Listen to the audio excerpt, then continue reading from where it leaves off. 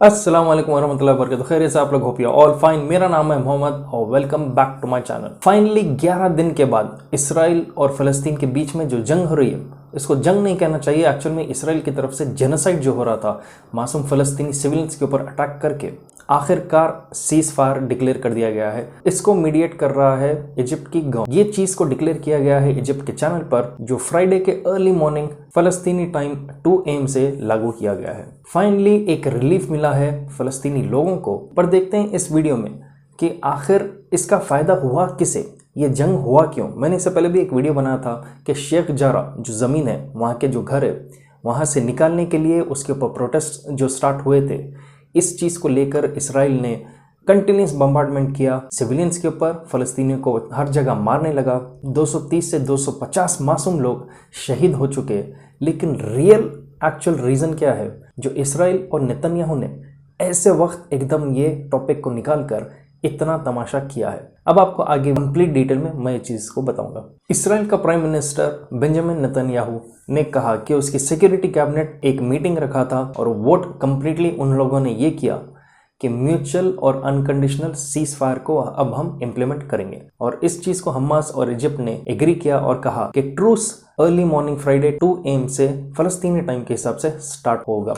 और इस चीज़ को कैरी फॉरवर्ड करते हुए इजिप्ट का जो प्रेसिडेंट है सीसी, उसने 2 सिक्योरिटी डेलीगेशंस को इसराइल और फ़लस्तीनी टेरिटरीज में भेजा ताकि इस एग्रीमेंट को बात आगे बढ़ाए और ये सीज फायर को अच्छी तरह रिस्पेक्ट करके आगे अब लेके चले।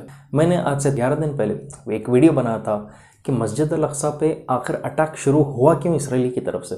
उसमें मैंने एक ब्रेकडाउन किया था कि शेख जारा एक लोकेलिटी है जहाँ पर कुछ चंद फ़लस्तीनी लोगों के घर बचे हुए और उसको भी फोर्सिबली जेरूसलम के ज्यूइश ऑक्यूपायर्स उसको खींचकर अपने अंडर लेना चाह रहे हैं। तो इस चीज़ के लिए प्रोटेस्ट हो रहा था और सडनली इसराइल ने मस्जिद अल अक्सा पर आकर सारे नमाजियों के ऊपर अटैक करना शुरू किया और वो कंटिन्यूस वहाँ से बम्बार्डमेंट शुरू किया जो 11 दिन तक चला। पर ये टाइमिंग क्यों ऐसी हुई? क्योंकि शेख जारा के ऊपर तो केस, कोर्ट केसेस, प्रोटेस्ट एक ज़माने से चलते हुए आ रहे थे।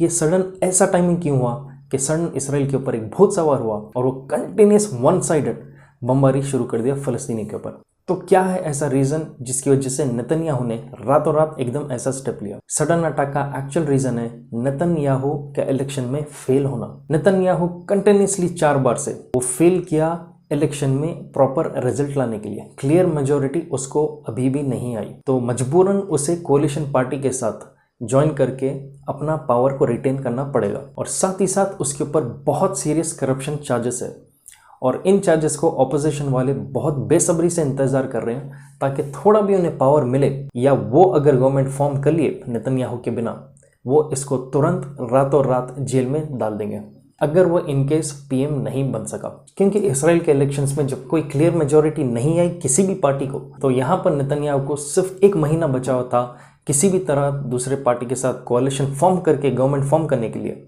और यहाँ पर जो अपोजिशंस थे उनको भी 1 महीना साथ ही साथ मिला ताकि वो भी अगर एक दूसरे के साथ कोalition फॉर्म करना चाहे तो फॉर्म कर सकते हैं नेतन्याहू को पावर से हटाने के लिए और उनका अपना पार्टी का कोई लीडर को PM बनाने के लिए।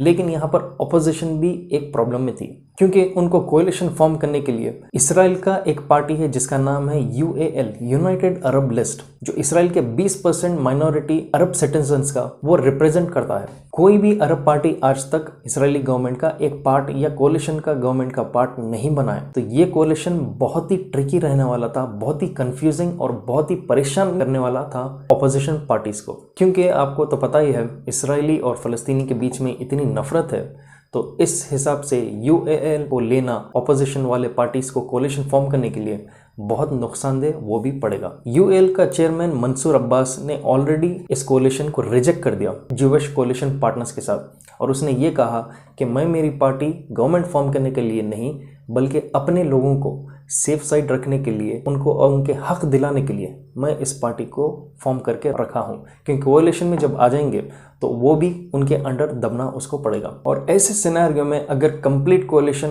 ऑपोजिशन रहो या नेतन्याहू का खुद की तरफ से रहो, अगर ये फेल हो जाएगा 30 दिन के अंदर कोalition गवर्नमेंट फॉर्म करने के टाइम पीरियड के विंडो के अंदर, तो बाय लॉ नेक्स्ट ईयर फिर से इलेक्शंस हो गए और उस वक्त तक वहाँ का प्राइम मिनिस्टर वापस नेतन्याहू ही बन जाएगा और यहाँ पर उसे मौका मिल जाएगा वक्त का जहां पर वो अपने करप्शन चार्जेस को शायद क्लियर कर लेगा, अपने आप को सेफ साइड रखेगा, और हो सकता है कि उस वक्त के अंदर ऑपोजिशन पार्टी के शायद कुछ लीडर्स को खरीद भी लेगा अपने गवर्नमेंट में आने के लिए नेक्स्ट इलेक्शन तक, या किसी भी हाल वो इलेक्शन पे इतना वर्कआउट करेगा ऐसे बमबारी करके ताकि उसको ज्यादा क्लियर मेजोरिटी आए। तो एक तरह से उसको टाइम पीरियड होना था, क्योंकि अगर आप ओवरऑल देखेंगे जब भी इलेक्शंस का वक्त करीब है या जब भी किसी लीडर को ये दिख रहा है कि उसका पोजीशन अब उतना स्ट्रांग नहीं रहा, ऑपोजिशन के आने के चांसेस है, तो ऐसे वक्त देश के लोगों के इमोशंस के साथ, सेंटिमेंट्स के साथ खेलने लगते हैं। या तो वो आपसी दुश्मनी कराते लोगों के बीच में ताकि उनको मेजॉरिटी वोट्स आए, जैसे कि मजहबी लड़ाई लोगों के बीच में शुरू करवाएंगे, या वो अपने कौम को खुश करने के लिए जिस लोगों से भी नफरत है उनके ऊपर वो दबाव डालेंगे। और इस सिनेरियो में जैसा आप देख सकते हैं, ज्यूइश लोगों को खुश करने के लिए, ज़ायनिस्ट को खुश करने के लिए इसराइल जैसा बमबारी फलस्तीन के ऊपर शुरू किया। इसराइल के ज़ायनिस्ट बहुत खुश हो गए और नेतन्याहू की वाह वाह करने लगे, क्योंकि जितने भी आप देखेंगे और ऐसे सिनेरियोस, कई सारे मुल्क है जहां पर अगर इलेक्शन करीब है तो सबसे आसान तरीका इनका जो ट्रम्प कार्ड रहता है वो है मुस्लिम कार्ड। आप देखेंगे फ्रांस में अब कुछ लॉज इंट्रोड्यूस हैं जो कम्प्लीटली टारगेट मुस्लिम्स को कर रहे हैं, और अगर आप टाइमलाइन उनका देखेंगे तो आने वाले कुछ चंद महीने में फ्रांस में इलेक्शन है। वही श्रीलंका में भी आप देखेंगे मदरसा और हिजाब के ऊपर सडनली बैन लागू किया गया है, और उसका भी आप अगर टाइमलाइन देखेंगे तो वहां पर भी चंद महीनों में अब इलेक्शंस है। और ऐसे ही कई सारे मुल्क है इसराइल की तरह जहां पर अगर इलेक्शंस का वक्त आएगा तो एक ज़मीन के ऊपर लेकर आप लोगों के बीच में लड़ा के वीक साइड को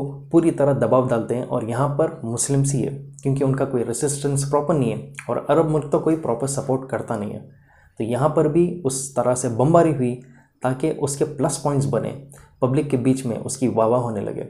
और सिर्फ इसराइल ही एक ऐसा मुल्क नहीं है, ऐसे और भी देश है जहाँ पर एक ज़मीन के टुकड़े को लेकर पॉलिटिशियंस अपनी सीट मेंटेन करते हैं उस देश के दो मजहब के लोगों के बीच में लड़ाकर। आप समझ सकते हैं मैं क्या बोल रहा हूँ। अब इस चीज को लेकर अरब मुल्कों का क्या रिएक्शन रहेगा। आपने देखा होगा पिछले 2 हफ्ते में जब से इसराइल ने अब जेनोसाइड शुरू किया था, तकरीबन 250 के करीब फलस्तीनियों को शहीद किया उसने, तो कई सारे अरब मुल्क सो रहे थे या इस टॉपिक को कम्प्लीटली नज़रअंदाज कर रहे थे। कई लोगों ने मुझे ये भी कहा कमेंट में कि आप एर्दोगान की क्या सपोर्ट कर रहे हैं, क्यों कर रहे हैं। देखा गया तो मैं किसी भी वीडियो में मैंने ये नहीं कहा कि एर्दोगान को मैं सपोर्ट करता हूँ, मैं बस एक न्यूज़ अपडेट दे रहा हूँ कि इस वक्त सबसे ज़्यादा वोकल कौन है, सबसे ज़्यादा आवाज़ कौन उठा रहा है। ईरान जो है वो तो हिजबुल्लाह के थ्रू हमास जो टर्की का बैक्ड है उसको वेपन्स सप्लाई कर रहा है, नो डाउट। लेकिन देखा गया तो इसको भी जवाब बहुत सारे लोग देते हैं कि एर्दोगान सिर्फ पुकारे का आदमी है, एक्शन नहीं है, सिर्फ अल्फाजों का आदमी है। लेकिन आप गौर करो कि वो आखिर अल्फाज उसके थे क्या।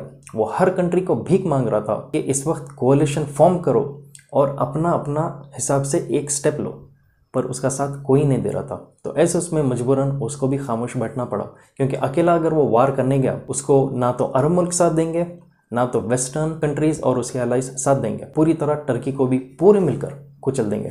तो इस चीज़ से एक अंदाज़ा ये लगता है कि कितना आसान हो गया आजकल मुस्लिम्स को लेकर लोगों को अपनी सियासत खेलना। आपको किसी चीज़ का अगर पावर रिटेन करना है तो मुसलमानों को मारना शुरू ये लोग कर देते हैं। और जैसे मैंने हर वीडियो में कहा, इसका मेन रीज़न यही है क्योंकि मुस्लिम्स में लैक ऑफ लीडरशिप है, lack of one single voice है, कोई आवाज़ उठाने वाला नहीं है, जिसकी वजह से कम्प्लीटली बिखर कर रह गए लोग। और यहाँ पर चुन चुन कर हर देश अपने हिसाब से मुसलमान के ऊपर सियासत खेलता है अपनी कुर्सी को मेंटेन करने के लिए। तो यहाँ पर भी आप टाइमलाइन देखेंगे, इसराइल में भी यही वक्त था नेतन्याहू को कोalition या तो फॉर्म करने के लिए या ऑपोजिशन को भी कोalition फॉर्म करने के लिए। दोनों भी नहीं कर सक रहे थे, तो ये सबसे आसान तरीका निकला नेतन्याहू के लिए, जिसने सडन बम्बार्डमेंट फलस्तीनियों के ऊपर शुरू किया शेख जाराह के टॉपिक को लेकर। तो आप अपने हिसाब से अपना ओपिनियन नीचे कमेंट कीजिए कि आपको क्या दिखता है कि नेक्स्ट क्या होने वाला है फ़लस्तीनियों के ऊपर, और अगर कुछ होगा तो क्या कोई कंट्री आवाज़ उठा सकेगी। अगर टर्की नहीं तो और कौन सी ऐसी कंट्री है जो इसको सपोर्ट करेगा फ़लस्तीनी कॉज के लिए। इनके अलावा और कौन से ऐसे कंट्रीज़ है जिन्होंने हिम्मत करके कुछ किया है इन 11 दिन में। आप अपने हिसाब से नीचे अपना ओपिनियन कमेंट कीजिए, शेयर कीजिए इस वीडियो को जितना हो सके, और सब्सक्राइब कीजिए अगर आप नए हैं मेरे चैनल पे। जब तक फिर I will be back soon again, take care and अल्लाह हाफिज़।